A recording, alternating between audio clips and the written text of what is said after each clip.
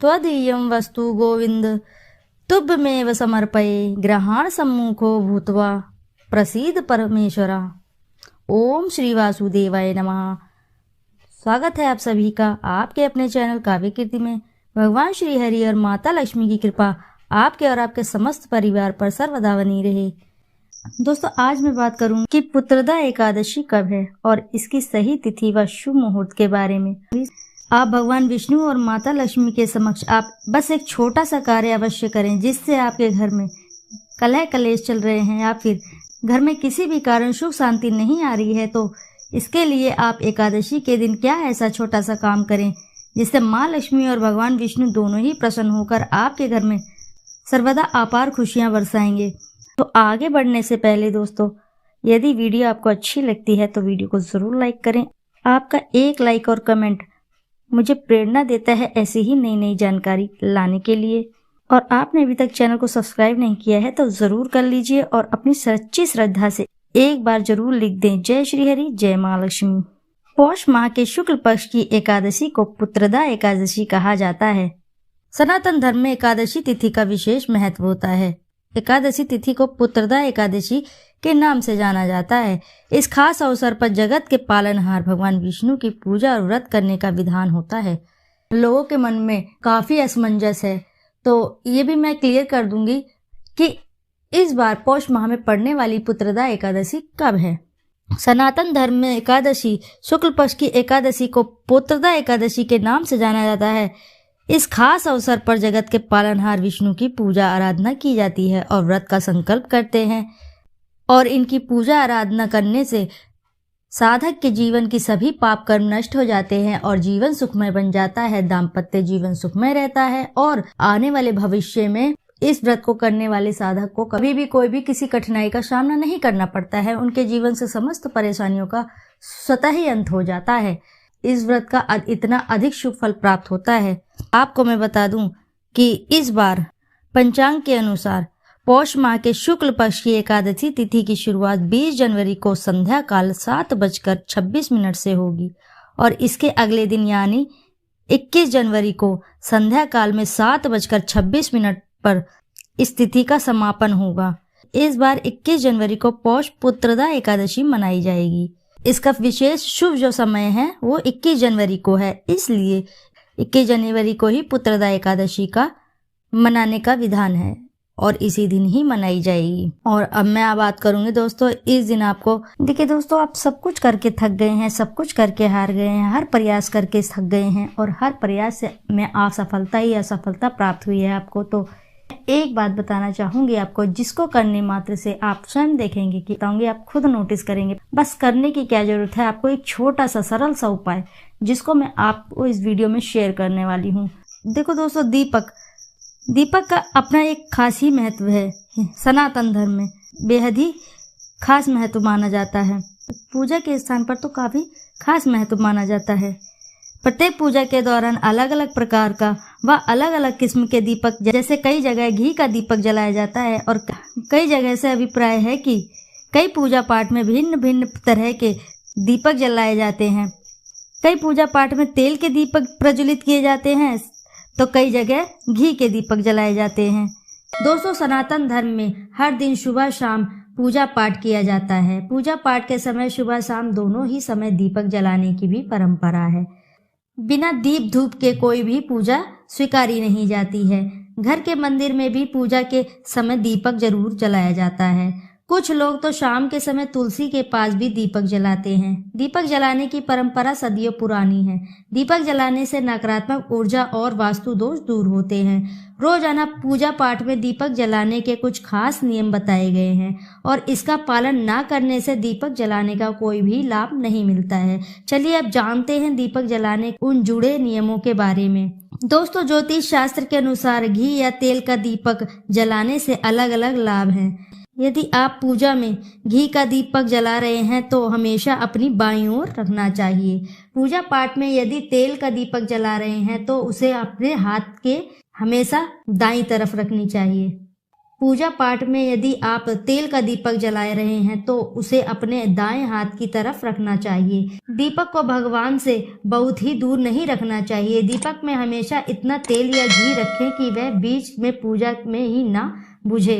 दीपक का पूजा के बीच में ही बुझ जाना बहुत ही अशुभ माना जाता है। दोस्तों, यदि आप भगवान से मनोकामना की पूर्ति के लिए पूजा कर रहे हैं तो तेल का दीपक जलाना चाहिए। घी का दीपक देवी देवताओं को समर्पित करने के लिए जलाया जाता है।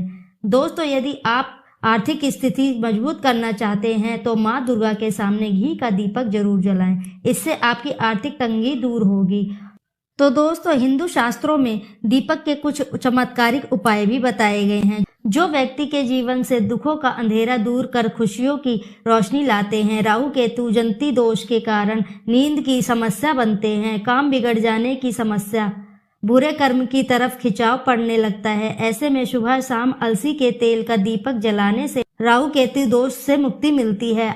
आर्थिक तंगी दूर नहीं हो रही है तो घर में पैसों की बचत नहीं हो पा रही है तो माँ लक्ष्मी के सामने रोजाना 7 मुखी या 7 बत्ती वाले घी का दीपक जलाएं और महालक्ष्मी का मंत्रों का जाप करें। इससे धन के आगमन के रास्ते खुलते हैं। इसी के साथ प्रतिदिन प्राय सूर्य को अर्घ देने से और घी का दीपक जलाकर आरती करें। ऐसा करने से आपका मान सम्मान बढ़ेगा। सूर्य देव की कृपा से आपके सभी कार्य सिद्ध होंगे तथा जीवन में कामयाबी व तरक्की के मार्ग खुल जाएंगे। और साथ ही प्रतिदिन प्राय सूर्य देव को अर्घ देने से और देसी घी का दीपक जलाकर आरती करें। ऐसा करने से आपका मान सम्मान बढ़ेगा। सूर्य देव की कृपा से आप सभी मनोरथ हासिल करेंगे। वहीं दोस्तों, यदि आपके बच्चे का मन पढ़ाई में नहीं लगता तो बुधवार के दिन गणपति जी के सामने 3 बत्तियों वाला देसी घी का लगाएं और गणेश अर्थ व शीर्ष का पाठ करें। वहीं दाम्पत्य जीवन में सुख शांति के लिए सुबह शाम श्री राम जी के निमित्त दीपक जलाने से शुभ माना गया है। साथ ही साथ शनि देव को प्रसन्न करने के लिए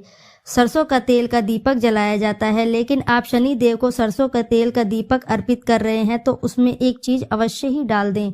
दोस्तों, हिंदू धर्म में शनिवार का दिन सूर्य पुत्र देव को समर्पित है। शास्त्रों में शनि देव को कर्म फलदाता और न्याय देवता माना गया है। इसके अलावा उन्हें पापी ग्रह माना गया है। शनि देव अच्छे कर्म करने वाले को शुभ और बुरे कर्म करने वालों को बुरे फल देते हैं।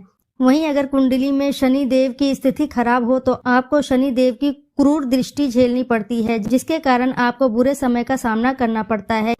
और इसी के साथ शनिवार को सरसों के तेल का दीपक जलाने से शनि देव भी प्रसन्न होते हैं। और दोस्तों, चलिए जानते हैं दरवाजे पर दीपक जलाने के लाभ।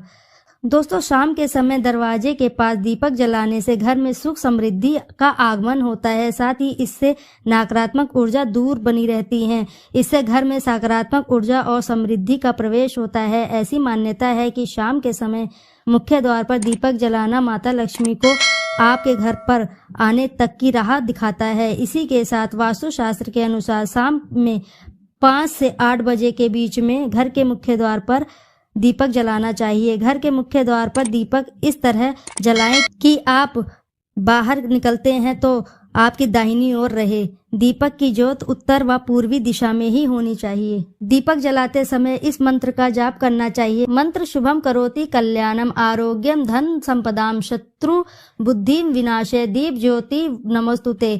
दोस्तों, दीपक जलाते समय इस मंत्र को अवश्य बोलें। शास्त्रों में मान्यता है कि मंत्र के जाप के साथ दीपक जलाने से घर में परिवार में सुख समृद्धि बनी रहती है, वास्तु दोष दूर रहते हैं। इसके अलावा दीपक जलाते समय उसके नीचे अक्षत यानी कि खड़े चावल के दाने जरूर रखने चाहिए।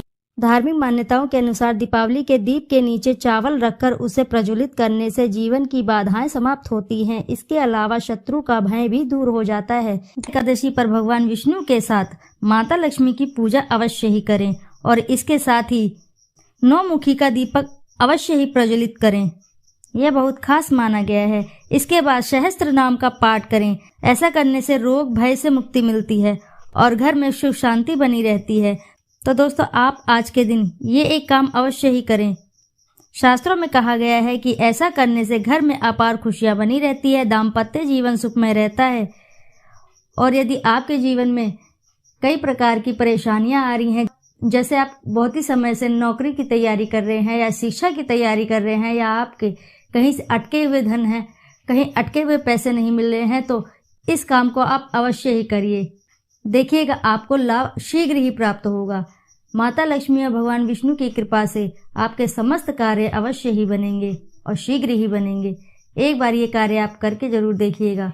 तो दोस्तों, आशा है कि जानकारी से लाभ अवश्य ही प्राप्त होगा। यदि जानकारी आपको अच्छी लगी है तो वीडियो को ज़रूर लाइक करें, साथ ही चैनल को सब्सक्राइब करें और एक बार अपनी सच्ची श्रद्धा से कमेंट बॉक्स में ज़रूर लिख दें। जय श्री हरि, जय महालक्ष्मी। दोस्तों, फिर मिलते हैं ऐसी ही किसी नई जानकारी के साथ। तब तक के लिए नमस्कार।